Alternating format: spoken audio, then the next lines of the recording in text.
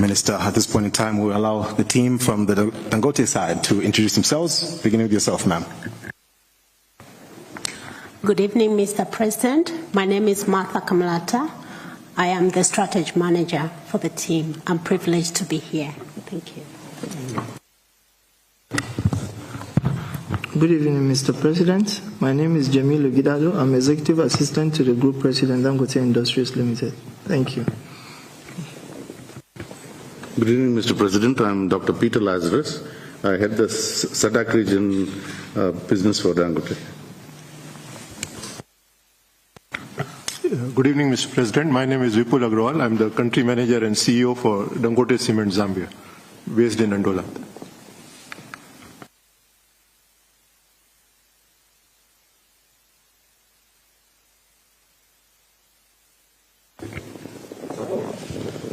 Good evening, Mr. President.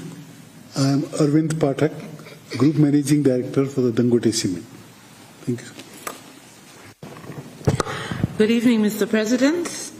My name is Linda Mataka, and I'm a director in Dangote Cement Zambia Limited. Good evening, Mr. President. Good evening, everybody. My name is Monica Musonda. I'm also a director at Dangote Cement Zambia, and I've been part of the Dangote Group for almost 15 years, actually.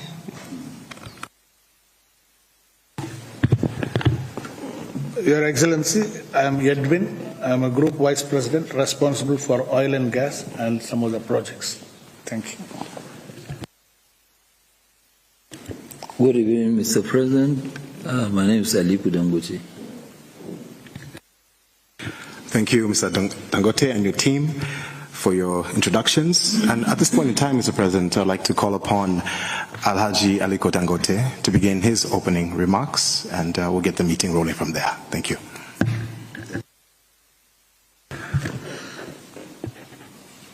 Good evening, Mr. President, once again. We are here. Zambia, we are not new here. We already have a cement operations, but I think, like what I said, now our focus is how do we develop our continent. And looking at our continent is to see what are the needs of our continent. And I know for sure the foreigners, when I say foreigners, I mean non-Africans, will not develop Africa. So it is our duty to make sure that we look at these things. Most of them, they are low-hanging fruits, but the real people who do investments, they will not really come here. If you look at most of the pension, I mean not pension, most of the financing, this thing, you know, where they set up all this financing stuff like all this KRR, the one that we even did, which is which the one in New York, where we have David Rubenstein, Carlyle Group. We set up Africa Fund, almost 1 billion. They have actually all closed because, yes, they call it risky investment. It's not really risky investment because majority of them, they did not lose any money. But just that they are not looking forward to the growth of our continent. And that is why we have to lead to make sure that, yes, our continent grows. We are looking at opportunities here, mainly power, not power, to look at processing some of your raw materials and say, okay, fine, how do we do this stuff? You shouldn't be exporting raw materials. You should be exporting finished products. So that one, it means you create jobs. But the moment that you are exporting raw materials, you are actually exporting jobs and importing poverty into your country. So we want to partner with the government to make sure that, yes, we address these issues. And it is by addressing these issues that I believe the foreigners will join the party. And unless we do that, they will never ever come, no matter how good it looks. This has actually shown us, one of the countries is here, in Zambia, because in Zambia, when we built our Ndola plant, I know that it was really difficult. We had to beg sometimes to be able to get cement to build. And most of the cement, on average, we paid about $11 per bag, which was $220 per ton. That is how much you were, buying. And when we put up that plant, then Lafarge too was challenged. They had to put up another one. They expanded, and other Chinese too. They followed, I think, in conjunction with the government. So these are the areas that we're really looking at. If you need power here, yes, definitely Zambia need quite a lot of power. But you have what it takes. You have coal. And I think you should actually use what God has given to you to generate don't go for whether the green one that they're talking about, which is, solar or wind, because you have the coal is there, and you should use it to generate your power. The power, they actually said that, Your Excellency, without power, there's no growth. No growth without power anywhere. And then when you have power, you will actually unleash growth in the country. When you do that, you talk less when you go out there to campaign, to tell people what you've done, because they will see what it is. They will actually feel it. It's not like education where it takes several years before you can see the benefit of it. But this one, once you give power, it gives other things, opportunities, GDP growth, and it will give a lot of disposable income, just like what you mentioned, Your Excellency, saying that, yes, today in Zambia, you are using rain-fed agriculture. So rain-fed agriculture, it means that you are going to do one season. But right now, you go to countries where they are doing 3 crops per season. So if you are going to do 3 crops, it means that something like maize, which you are good at, you'll actually flood the entire African continent with maize. So, but right now, a lot of people, they're importing, maize, African countries. And one of the things that I have to also say, Your Excellency, is that being a landlocked, for example, is actually a big opportunity for you, because you are surrounded by 9 countries. So when you do well, and I'm sure the time will come when there will be a race, Your Excellency, because your colleagues that surround you, the 9 of them, when they see how well you are doing, they too, so it will be a race to see who will do best. That is how they are able to grow, the economy of Asia. Because it was a race. Singapore, Malaysia, Indonesia. Yes, so somebody is saying, you look at Thailand, and, when you look at Indonesia, for example, Indonesia, they've opened up their minds, everything, so even with all this, when you look at it, Indonesia's economy, people don't know, is bigger than Saudi Arabia's economy. They are at 1.2 trillion. Saudi Arabia is about 990 billion. And I am a believer that there is nothing that is impossible.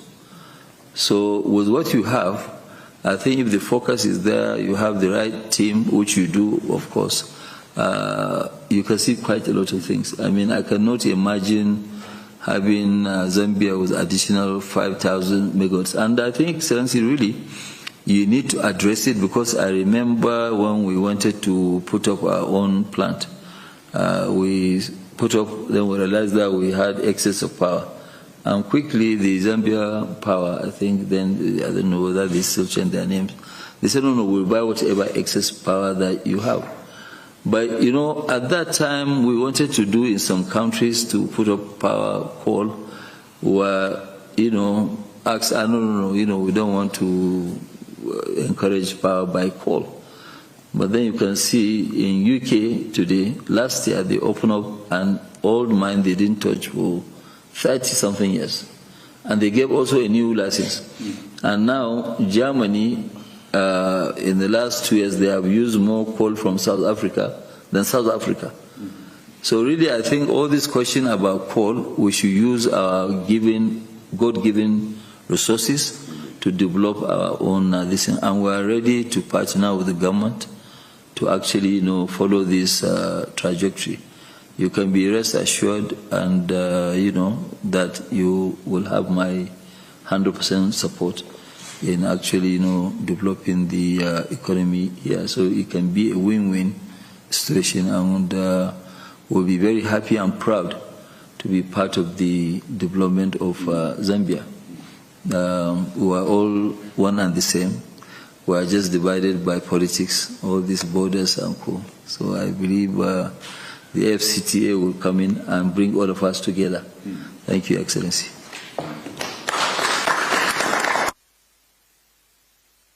Thank you, Mr. Dangote, for those very wise remarks. With that being said, Mr. President, with your permission, I'd like to call upon the Honourable Minister for the initial reaction, as well as, of course, a bit of an update. There's a lot of interesting conversations we're having about how much his ministry is doing, working with the Dangote Group. And, of course, we'll ask the Minister to call upon the President as you're done with your submission. Thank you, sir. Thank you very much, Mr. President. And as I've mentioned, we have met before. And as a result of that visit, where we visited the new concrete road that your company was putting down to the port, we came back and we made a decision that we are going to embark on a first concrete road in Zambia. That is now complete. And we thank you for, first of all, the welcome that we received, and also the support we got from your technical people, both here in Zambia, Mr. Agrawal there, and also the people in Nigeria. Here in Zambia, so we have made up a policy decision in government that there will be a number of roads. We have surveyed them that will be specific, made out of concrete. There are reasons for that. They get damaged very quickly because of heavy, slow-moving transport. In addition to that, on all the roads where we have stop, start, and so on, those sections are always invariably done out of concrete. I'm just specifying where we use your products. And in fact, even on main roads, the various layers, there is always a layer of about 200 millimeters where we use stabilized laterite at about 4-5%. So there's a lot of usage of cement. In the mining industry, there is what we call backfill method, where we use tailings mixed with about 6% cement, and we put in my mind to replace the pillars that still have ore in them, so that we maximize the extraction of ore. In addition to the buildings, obviously the houses, the bridges that we build, there are also obviously dams. As you know, we are pushing really to create more power in Zambia. I'm sure the President will have mentioned to you that we are just under 4 gigawatts. We wish to push it up to about 10. So there will be an energy mix. What you have just talked about in terms of thermal energy, obviously that will come on stream. But where we also have potential for hydroelectric, there will be need for dams, and those dam walls will require cement. But Mr. Aliko Dangote is more than just cement, and that's why we are happy to welcome you, because we know that there are other opportunities. Some of them we have already spoken about. We need really to create power. Our President here has set us a target of 10 gigawatts. But in order for that to happen, we need a lot more investments in the thermal sector, in the renewable sector, like the solar energy and so on. Also in terms of the other fuels, which you are experts at because of the huge refinery that you put up in Nigeria. We look forward to benefit from that as Africa, and also as Zambia. So in the main, certainly, Mr. President, we're excited to have a person, an African of your stature, visit our country And we hope that as a result of this visit and further engagements with your team, you'll be able to grow your investments to the benefits of both the organization and, of course, this country, Zambia, and the whole continent. We're excited by your message, the message that we, the Africans, are the only ones that can develop this continent. I think that resonates very well with what the President's government is also undertaking in this country. Thank you, Mr. President.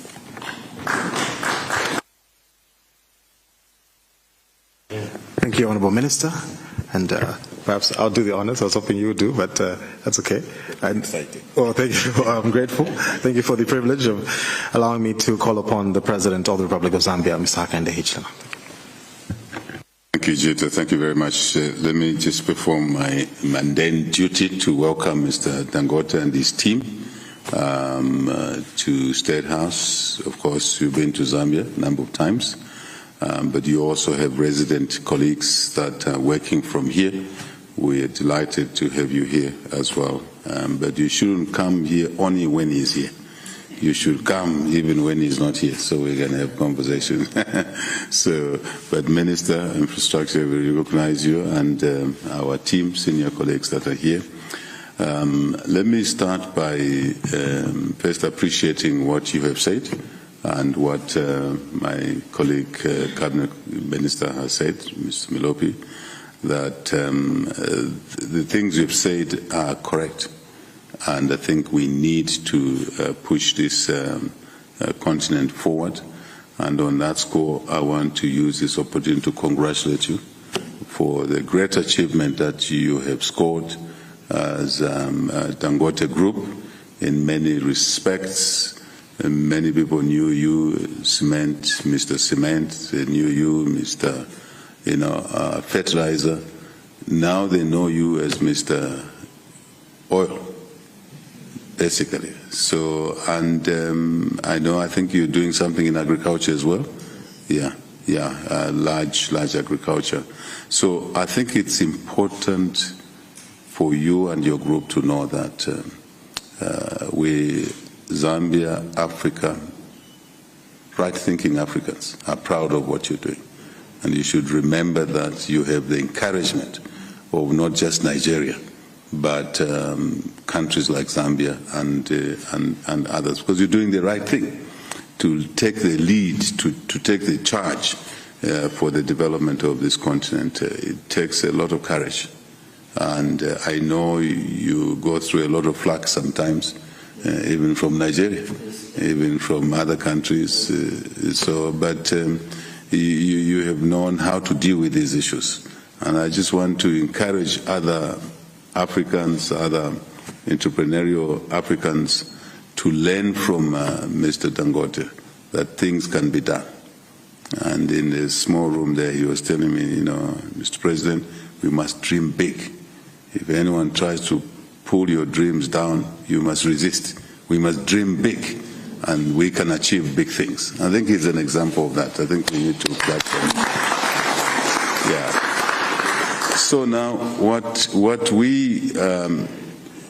where we are as a country is we want to drive our economy. We're driving our economy, inherited an economy which was growing at minus 2.8%. In the last 4 years, we've averaged a 4% GDP growth. But we know that we have done this with debt overhang on our heads, with the COVID initially, with the drought.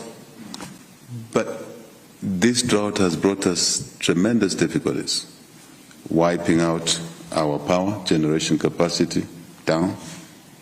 Then our push to grow the economy, the demand for power has gone up.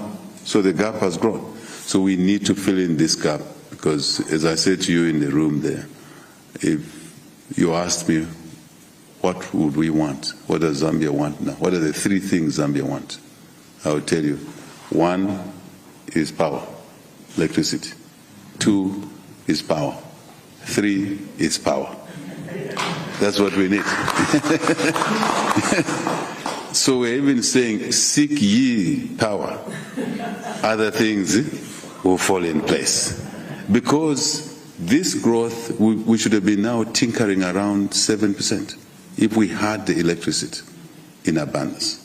So we are being conscripted, restricted by the shortage of electricity, even for households, saloons, welders, guys who depend to feed their children on this.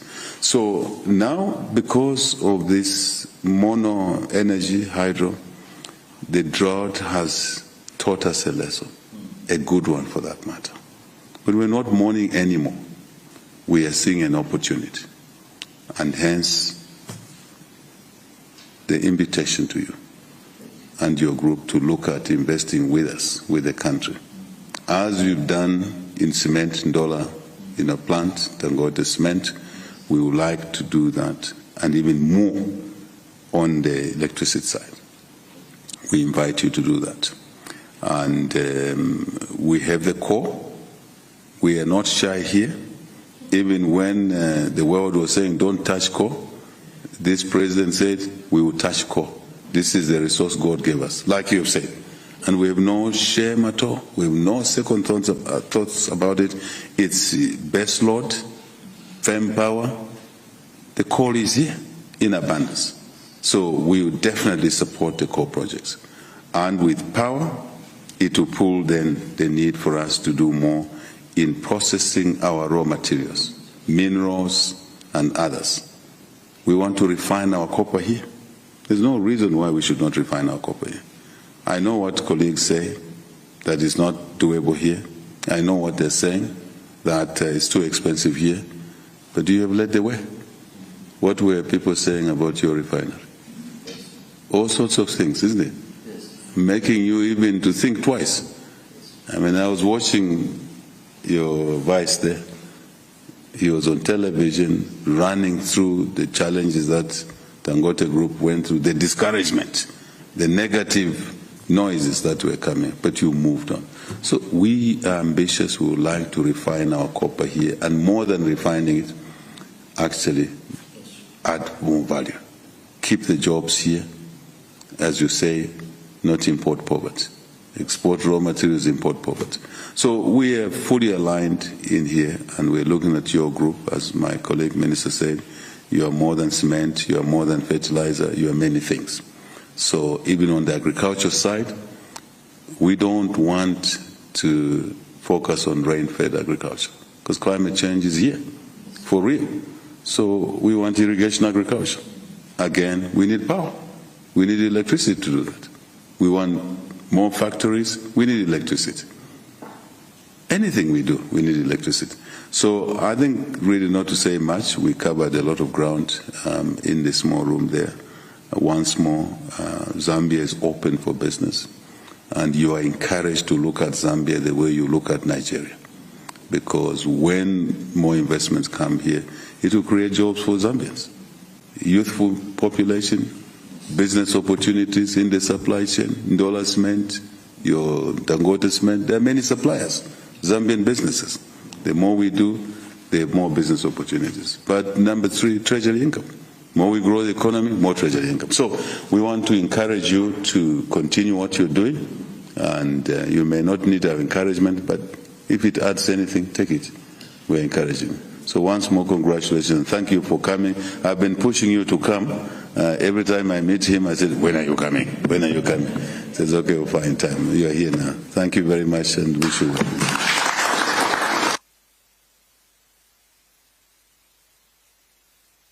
Sure.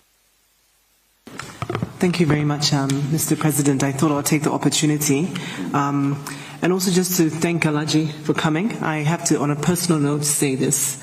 I am a product of this gentleman here. I worked for him for a good 4 years, and he's the one who put me on my growth trajectory. Alhaji, I'm one of the leading women in business in this country because of you. And I want to thank you for that. But also thank you, Alhaji, for coming back and supporting this government and the people of Zambia in your plans. There are 54 African countries, and we are very glad to continue to work with you. We've worked with you for many years to build the cement plant, which many people said we shouldn't do. We spent a good 6 years planning it, and then finally commissioned in 2015. The plant is 10 years old. And we remembered in the planning how expensive cement was, and how we couldn't get cement to build the plant. But we did it anyway, because, Alhaji, nothing is impossible. So we're really grateful for the fact that the Dangote Group is back. They're stronger, and they're teaching us to be stronger as Zambians. And I think, as I totally agree, we must dream big, that there's nothing without challenges or crisis. With your leadership, Your Excellency, with Alhaji's courage, his financial strength, technical ability, there's nothing we can't do. So thank you again for your time, for your team's time, and for bringing us here today, and for Alhaji, who is so busy, but we're so grateful that you could make it. Thank you. Thank you, Ms. Monica Musonda, for your remarks. And I need to mention that many entrepreneurs have benefited from the mentorship of Monica Musonda. So through you, we've all benefited from Mr. Dangote, right? So with that being said, Mr. President, we'll bring this meeting to a close. We'd like to invite Alhaji and Dangote to essentially join the President through the doors on the right here, where we'll go to the foyer for some photos. We need to immortalize this day. It's very important. And of course, the rest of the team